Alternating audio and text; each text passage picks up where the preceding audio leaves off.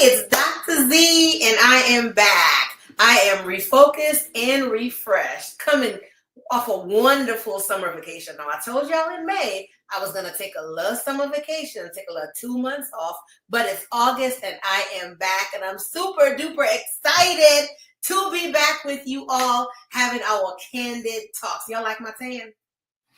She's summer ready, y'all. Anyways, I'm here with y'all. Y'all know what this is. This is Stephen. Stephen B. He is joining me in the office for our first Candid Talks because we have some amazing individuals throughout the United States that we will be bringing to you guys for the next 3 months. Because remember, y'all, let me break it down how Candid Talks rolls before we have our conversation with Stephen. Right? So August, September, and October, we will have guests come and sharing candid conversations with you. Then in November and December, me and Stephen will be talking about holiday plans, right? And we're going to take a little Christmas break. Then we'll be back in January again, just like we took our summer break. All right? So now you know how Candid Talks is going to work. And for those of you who emailed me, text me over the break, yes, love, missed y'all too. Glad I'm back. But what is this dude doing here on Candid Talks with Dr. Z? This ain't Candid Talks with Dr. Z and B. Did you like that? Candid Talks with Dr. Z and B. Anyways. Everybody want to be a rapper. Ooh, maybe I'm a rapper. You think I'm a rapper? No. But y'all want to hear me rap, right? Hey, y'all, it's Candid Talks with Z and B. Maybe not. Okay. Okay. It sounded pretty good. I'm going to go with it. It was good. Anyways, guys, I wanted Stephen to come and join me today. We've been talking about this for a good while. We've been talking about it since we wrote the book, Unloading Divorce Baggage, because I told Stephen that he has so many stories, y'all. This is a country boy. He has so many stories, he should write his own book. He really is. So I'm just going to talk to Stephen about some of his life experiences, right? And so from a farm boy in Tifton, Georgia. Y'all know what Tifton is? Go ahead and Google it. Via Tifton, Georgia. I was born via in Scooterville, Georgia. Go ahead and say it real country for them. Say what? Real country. Scooterville. Scooterville. So you are okay. So this is the interview. So Stephen, talk to us about where you're from, for real. Okay, I'm from the dirty south of Southwest Georgia, born and raised in Scooterville, Georgia. Went to Worth County High School in Sylvester, Georgia. I spent a little time in Tifton, 2.5 years of my school, from the 7th to the 9th grade. Then I went back to Worth County High and graduated in '89. I worked on the farm a lot. I had a dynamic family, you know, everybody got dysfunctions, but we all did our country thing, went fishing in the afternoons, and you ate that afternoon, you know, wildlife in the refrigerator, the deep freezer, those sorts of things. But I was raised and kept in bounds on respect, manners, courtesy, and family was big, and I came from a big family. Although my immediate is just myself and my sister, my little brother, we came from a family where my mom had many brothers and sisters, and they had many kids. So I grew up with my cousins, and that's how life is in the good old South. In the good old South. So he is a farm boy or a farm man, right? And so one of the things that I like you say about growing up with your cousins, because I grew up with my cousins as well, but you and your cousins are almost like siblings. Yeah. You guys have a really, really close relationship. Oh, absolutely. Yeah. I come from two sides, which is you could say the Putman side and the Golson side. It can figure with a whole lot of us. But when I wasn't in Sumner with my cousin Mike, Shay, and Bobby, Sumner is in Georgia too, Sumner, right? Georgia, the McClusters. I was in Tifton with my cousin T-Baby, Shell and Pokey, you know, and then all the older ones, but they were around my age. So you know, we all spend the night head to toe on a pallet, or 7 of us in the bed, head to toe, and all that kind of stuff. And it was always good times. Yeah. Now, I know somebody out there can relate to that. I know a lot of people, although he's talking about growing up in the South, I know a lot of you can relate to that because although I didn't grow up in the South, I grew up in the Caribbean. My cousins and I were really close, and we had the same thing: sleeping on a pallet, head to toe. Y'all remember what a pallet is, right? We're not that far removed and bougie that we don't remember how we grew up. And it's so important, I think, to continue to tell those stories, Stephen, and really go back to our roots, because that's what family really was about, or is about. Yeah. Absolutely. I mean, every time I go home to Georgia, you know, my sister and everybody, my mom, my dad, they all live in Tipton. But I go to Scooterville, to the homes that we were raised in. Some are gone. Some are really, broken down a lot. But I'll go and take in the essence of where I came from, where I used to go to the fish ponds, and every 4th of July, you know, there would be a goat on a tree, cut it down, clean it out, and put it on the grill, baby. That's how we used to do it back then, you know. So I always go back and take in the essence of where I came from, and it's very emotional for me. Yeah. Then I slide on and do my thing, you know. So. Yeah. So for those of you who relate, and I think a lot of us do, going home and going back to family. Yeah. But at 17 years old, you joined the military. Yeah. And went away. I want you to talk to me, because I know this story. I want you to tell the viewers out there what it was like for you, that 17-year-old,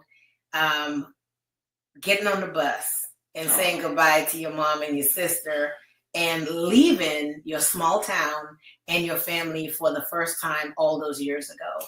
Yeah, it was something else, because my mom, they were in Jersey at that time. She was married to my stepdad, Jasper Broner. Loved him.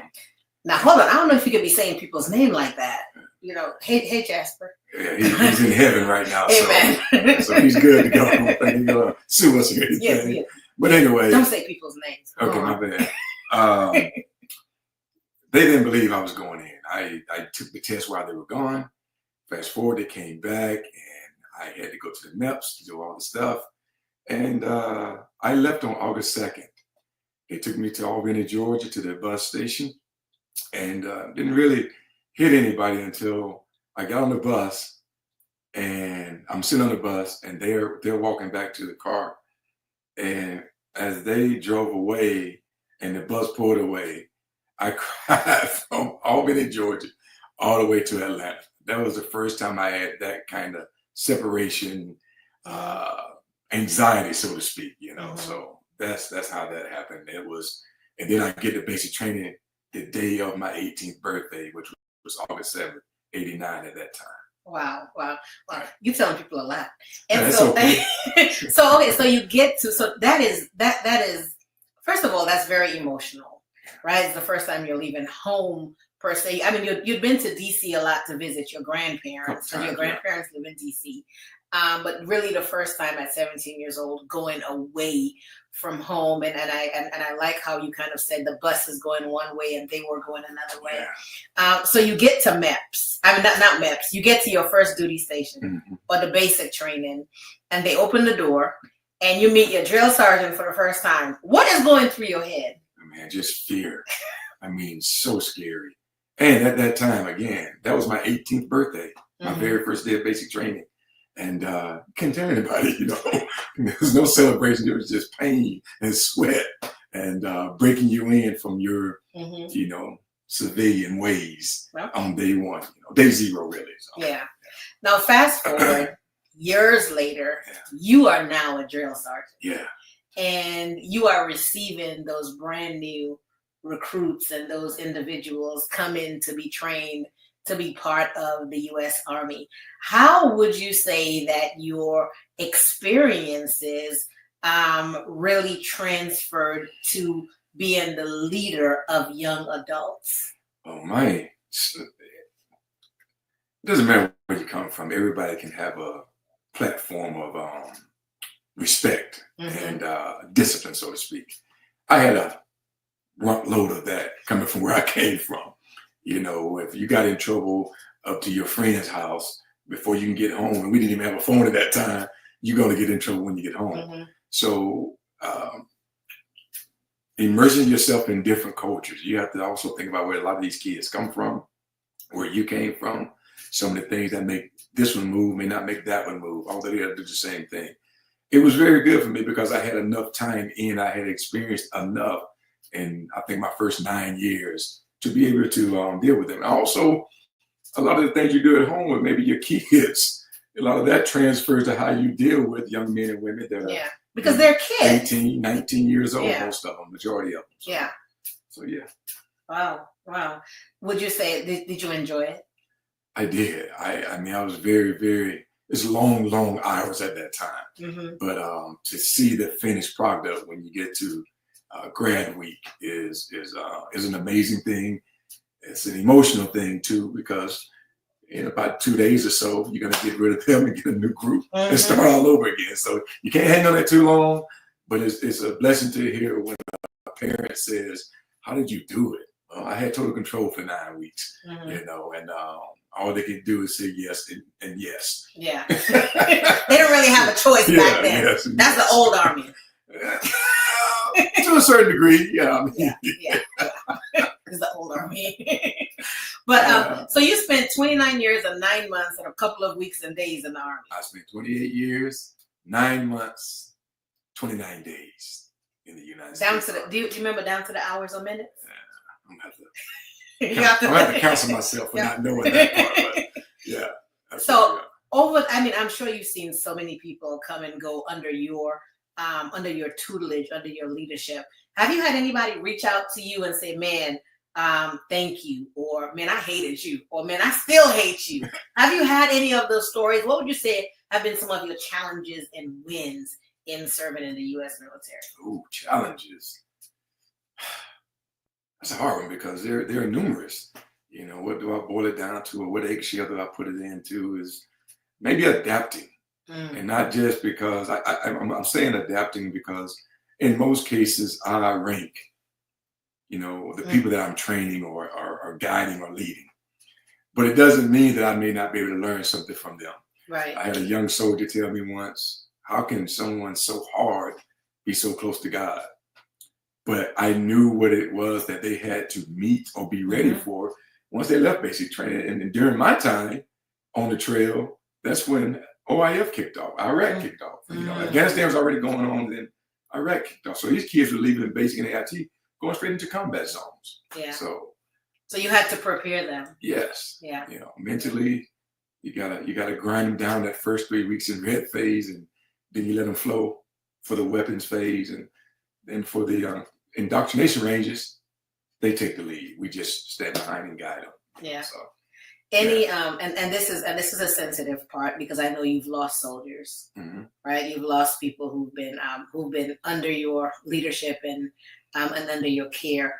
Like, what would you say to somebody who is still battling survivor's guilt? Like, what would you say? It's hard to give you any one thing, but the best thing is that you're still here to battle it. And each day, for however you do it, whatever your steps to mitigate is another day to be better, stronger, to let a lot of it release from you. You're never going to forget it. Yeah. But there is somebody depending on you. There's somebody that is thinking about you, somebody that's looking up to you. The things that you've gone through, you've made it through, that they can't even fathom. Yeah. So that's one of the ways to get at these things that chase us sometimes in our life. Yeah. Well, I think from all of us watching, and definitely from me here, thank you so much for your service and your sacrifice to this nation. And so I've always wanted to do that. Just I'll give you block instructions. I'm not going to do that. But again, thank you so much for your service from Scooterville, Georgia, and Tifton, Georgia. And Sylvester, Georgia. We're over here talking to Stephen Byrd, y'all. He talked about a little bit of his time a lot of his adult time in the military, as well as being on the trail as a drill sergeant. He also shared really how to navigate survivor's guilt. And again, we're talking about combat veterans. And so for those of you out here just watching us, we're just talking to Stephen. I don't know why he's on my show. Yeah, I wonder why.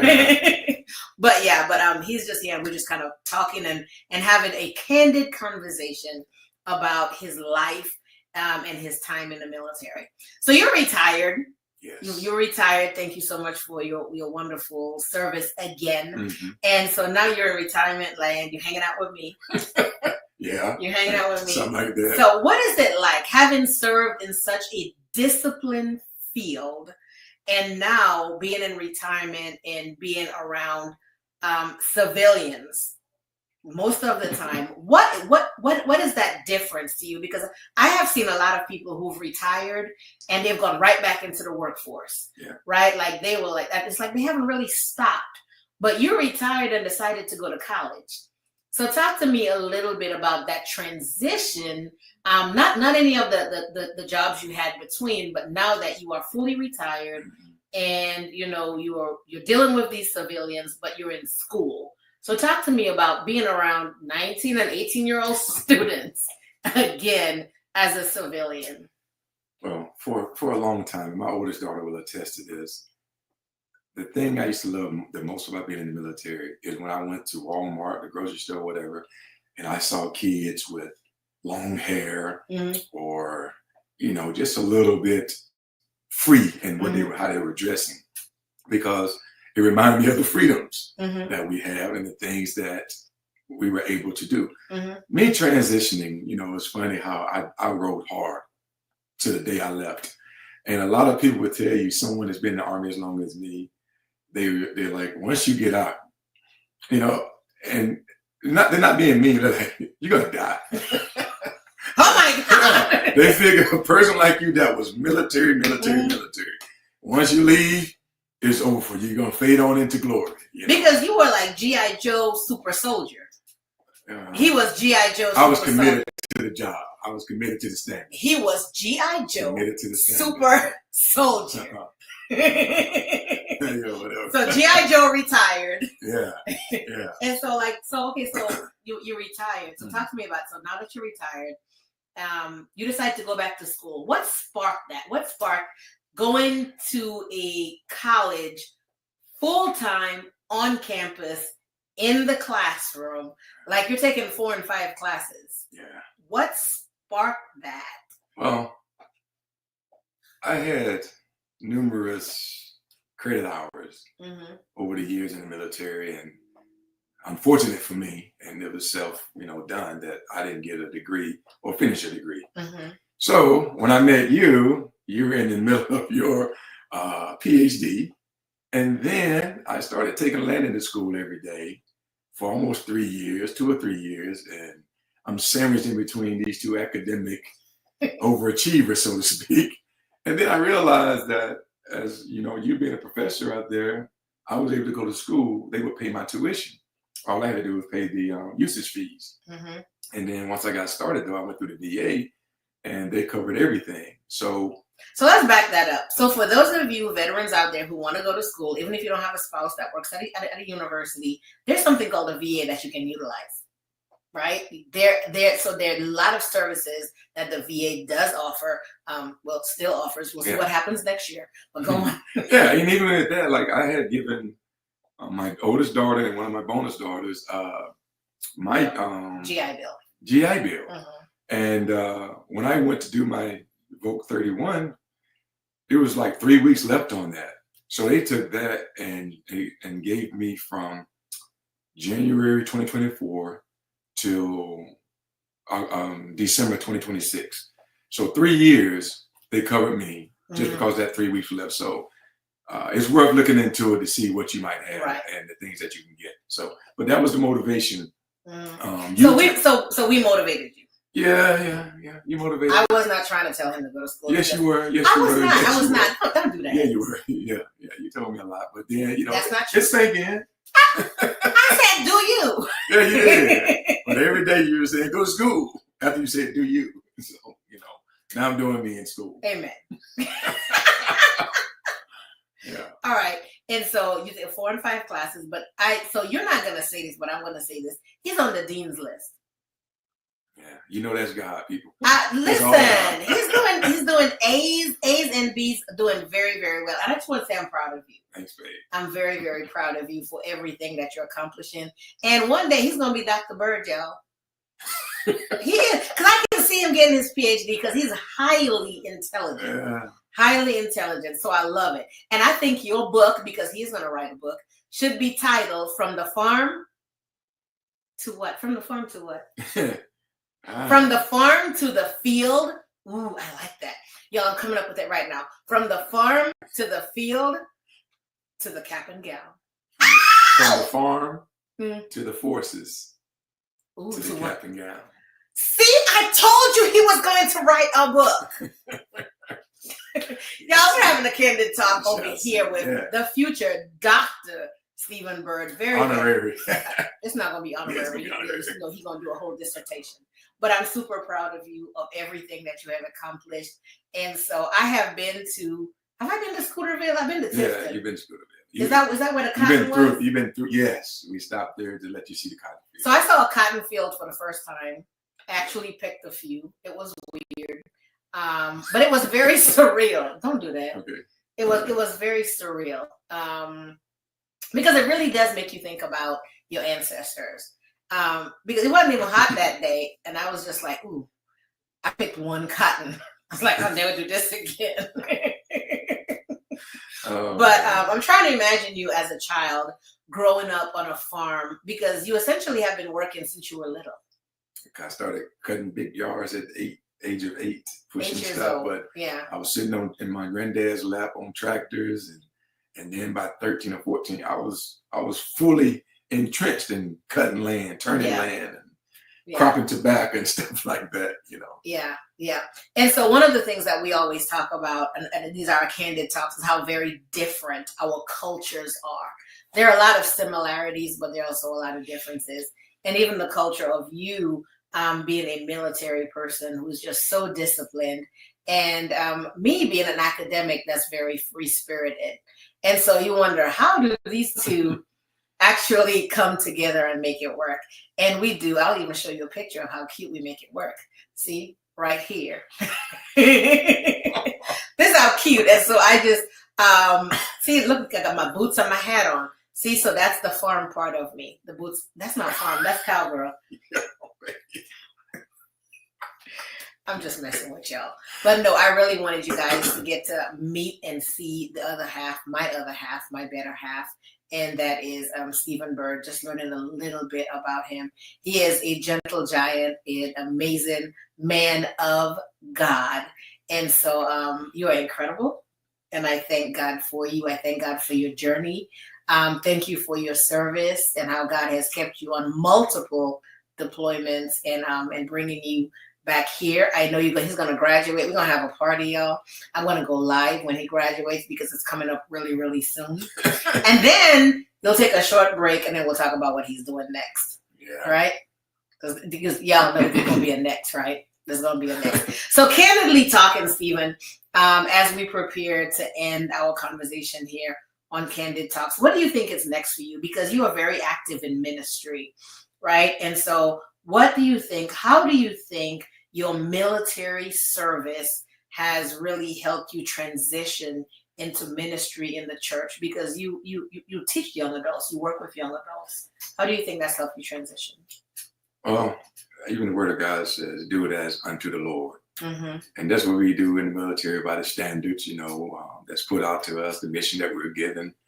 You give it your best, you give it your all. And same thing with ministry. When I go give with my brothers at church and we're praying, or we got to do something around the church, maybe cut grass, whatever the case might be, you give it your best effort. So where I see myself, I sometimes you get a little nervous about what God can do, because you can see yourself right here, right now, and then he's over here, up here, and over here, and it's always forward and up. Yeah. But no loss of discipline, no loss of humility wherever he puts you. And as I used to hear, I'm a man under authority. So how God moves me under his leadership is how I move. Yeah. And I do it with thanksgiving and discipline, so to speak, Yeah. What would you say has been the most challenging thing being a civilian now? I personally can't think of any huge challenges. I think emerging yourself with other civilians, but I came from that. I mean, I only had 17, close to 18 years of it, but nevertheless, I did come from the civilian sector. So I don't have any, we bounce things off because of what we do and how we do in the community of the military. But nevertheless, we still are part of it. We just have a little bit more of a compact way of doing things, you know. So I don't have no major concerns about it. Yeah. What's the best thing about being a civilian? Is that I'm a civilian. Besides having to wake up and do PT. Not having to wake. We still wake up and do it. We still wake up and do PT. So, 3 miles. You know, there's some. I always tell Carrie, I don't like to use certain things as motivation, but you see what you see. And I see a lot of my peers out here that they're hurting for certain. You know, once you come out and stop, as everything slows down. And I want to live a little bit longer. You know, I'm not ready to give up all of my insurance just yet. You know, my life insurance, but you know, those are. I love it all. You know, it didn't. I didn't get a sour face and all that. I miss it. You know, I spent almost 16 plus years on Fort Hood during my almost 29-year career. And I love that place. But unless I got an appointment there, I don't go there. You know, so God can do things and different things as you progress on in your life and leave certain jobs, certain careers. And mine was the military. Here I am, happy. Y'all, thank you so much for joining us here. Candid Talks, like I said, we took a little summer break to rest, to refocus, to reset, rejuvenate, and just refresh. And now that the summer break is back, we've got our summer tans, and we are back in the swing of things, having candid conversations, candid talks with different individuals. You guys met Stephen Byrd today as he shared about his military career. We have some amazing guests coming up. We got CC Godbolt, y'all. CC Godbolt is going to be one of our guests from Dallas. Super excited. We also have Nick Ellis, all the way from North Carolina. She's going to be one of our guests, sharing what God has given her. We've got Nakia Shy and Renee Gray. My little sisters. They're going to be our guests. Super excited that we're going to have them. We've got Alita Eversley, who's going to talk about your finances, how y'all get out of debt and get your credit right. We're going to have her talking to you as well. And those are just a few of our guests, guys, to name some. We've got people coming from Florida, from New York. We got Pastor Gigi. Pastor Gigi is going to be here. Chaplain Gigi is going to be on here talking to us as well. So I can't wait to show you all the amazing and wonderful guests that we have for you in the next couple of months on Candid Talks. So make sure you join us every Tuesday at 7 p.m. It's only 30 minutes, y'all. You can take 30 minutes to click in. So click in and share. You can also catch the replay on YouTube. This is Dr. Z, and this has been a Candid Talk with Carrie and Steven. Last words to the veteran. I always give my guests the last words. And so just the last word. You have a veteran that's probably out there listening to you, or probably someone who's grown up in a small town. Everything that you've talked about today, what are some of the last words you think that you would like to breathe into somebody's space right now? You're worthy. Keep your head up. You fought a good fight. Keep fighting. Good, bad, or indifferent. There's a reason and a purpose for you being here. We need to see you. I know they talk about it all the time. Reach out, call someone. And I know the things that I'm saying are not necessarily all pointed to the negative. Even in the positive days, sometimes we have empty pockets of things in our lives. However, God can fill all those voids. And in doing so, he uses fellow brethren and sisters that have done the same thing you've done, and they can help you along. We all care about you. Hooah. Oh, thank you. Thank you very much. You're welcome. All right, y'all. Blessed and see you, and I will see you next week on Candid Talks with Dr. Z. Let's talk candidly about whatever it is. Bye, y'all.